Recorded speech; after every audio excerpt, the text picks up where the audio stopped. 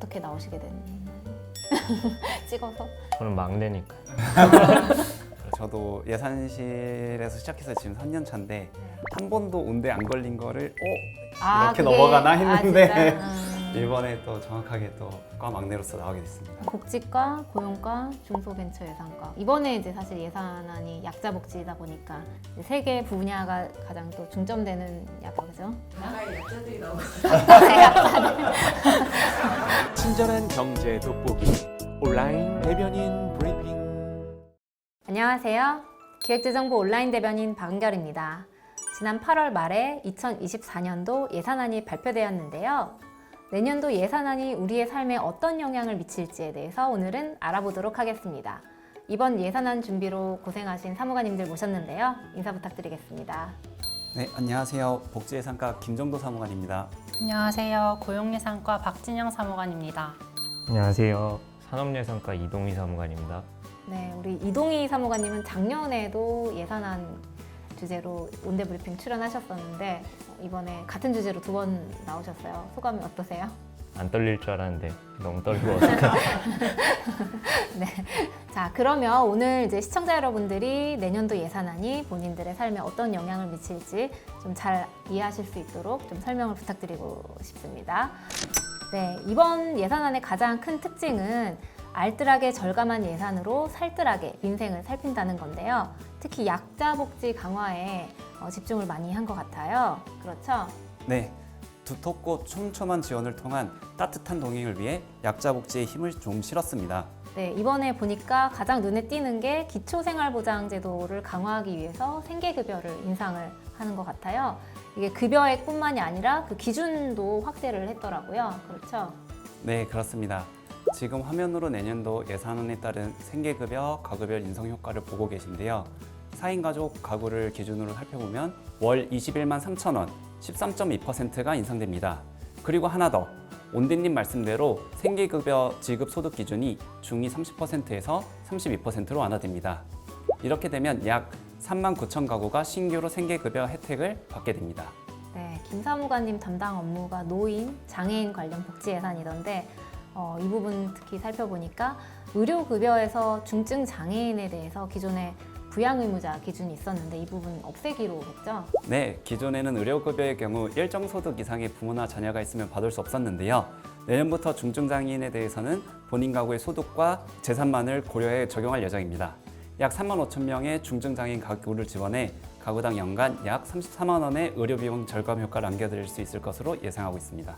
내년도 예산안에서는 정부가 책임지고 장애인을 돌본다 이런 정부의 의지가 잘 반영되어 있는 것 같아요. 네, 예년과 크게 다른 점은 도덕적 행동으로 가족의 돌봄이 어려운 체중증 발달장애인에 대해 돌봄 난이도에 따른 단계별 1:1 돌봄 체계를 신규 구축해 가족들의 돌봄 부담을 덜어드리는 것입니다.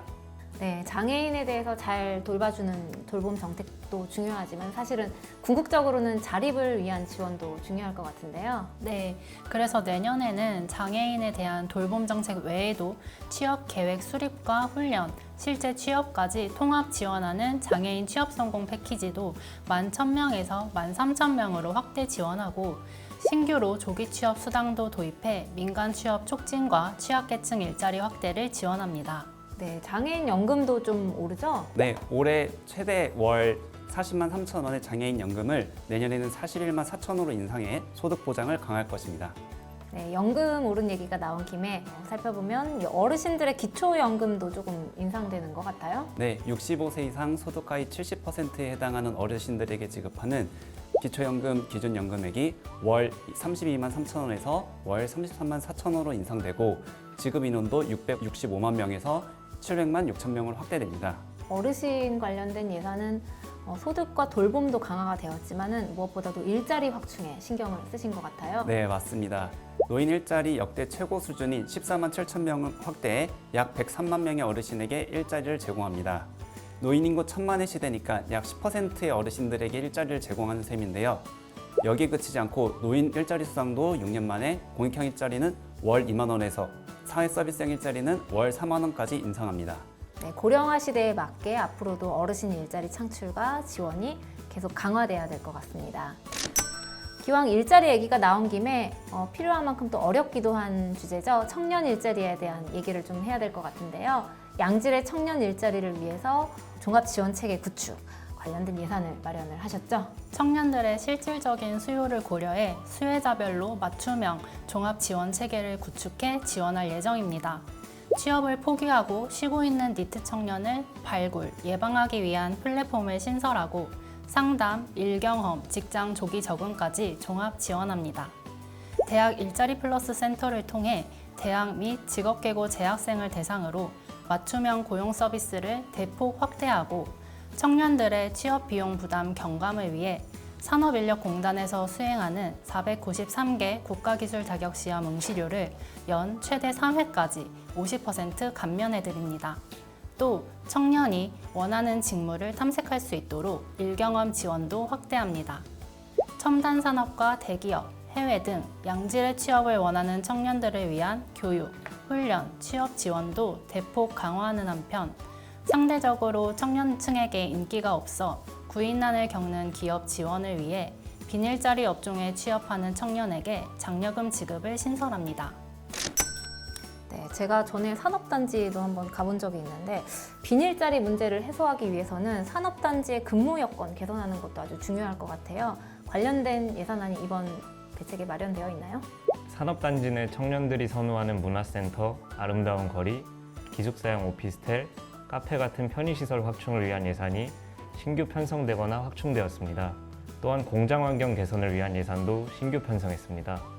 올해 정부는 이제 범부처적으로 원스톱 수출 지원단을 꾸려서 우리 기업들의 수출을 적극적으로 지원을 하고 있는데요. 중소기업의 해외 진출을 지원하는 사업 내년에도 당연히 계속되겠죠? 네, 물론입니다. 중소중견기업 맞춤형 수출 바우처를 3,473개사에서 3,984개사로 확대하고 해외 전시회 지원 단가도 1,260만 원에서 1,510만 원으로 확대합니다. 사우디, 인도네시아 등 주요 수출 국가에는 글로벌 비즈니스 센터를 신규 개소해 중소기업의 수출을 적극 지원합니다. 그리고 또 빼놓을 수 없는 게 벤처기업들인데요. 미래 한국의 산업을 이끌어갈 주역이라고도 할 수 있는데 자금난으로 중도에 포기하는 경우들도 많잖아요. 어떻게 지원하나요? 우수한 기술과 역량을 가진 우리 벤처기업의 글로벌 진출을 지원하기 위해 4년간 약 2조 원 규모의 스타트업 코리아 펀드를 신규 조성할 계획입니다. 또한 시장 검증, 성장성, 혁신성을 충족하는 비상장 기업들의 예비 유니콘 보증 2,500억을 추가 공급하고 한국형 스테이션 F 스타트업 인큐베이터를 신규 조성해 글로벌 창업 허브를 구축할 예정입니다. 네, 지금까지 실제로 예산안 편성 업무를 담당하신 사무관님들 모시고 내년도 예산안을 분야별로 잘 살펴봤는데요. 오늘 온대브리핑 함께 해보신 소감이 어떠신가요? 이번에 처음 해보는데 좀 생각보다도 떨리고 덥기도 좀 덥네요. 네, 저기 땀을 흘려서 네. 당황했었습니다. 예산실에서 아마 마지막 예산안 편성인데 이런 기회가 있어서 좋기도 한데 부담스럽기도 하네요. 저는 처음 예산을 편성했는데 이렇게 제가 만든 예산을 소개할 수 있어서 의미 있는 시간이었던 것 같습니다.